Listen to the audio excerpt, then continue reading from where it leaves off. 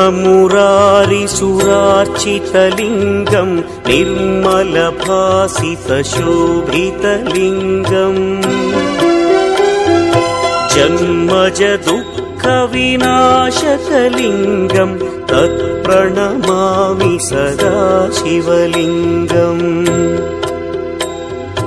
देवमुनिप्रवरार्चितलिङ्गं कामदहन करुणाकरलिङ्गम्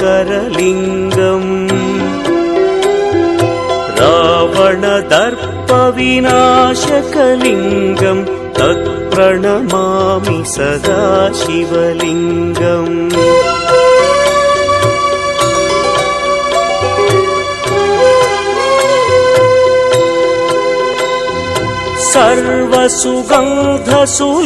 सर्वसुगन्धसुलेपितलिङ्गं बुद्धिविवर्धनकारणलिङ्गं सिद्धसुरासुरवन्दितलिङ्गं तत्प्रणमामि सदा शिवलिङ्गं कनकमहामणिभूषितलिङ्गं फणिपतिवेष्टितशोभितलिङ्गम्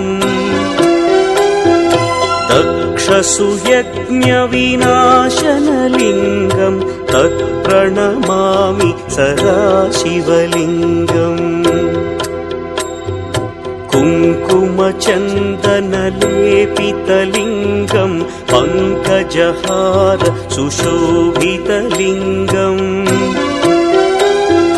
सञ्चितपापविनाशनलिङ्गं तत्प्रणमामि सदा शिवलिङ्गम्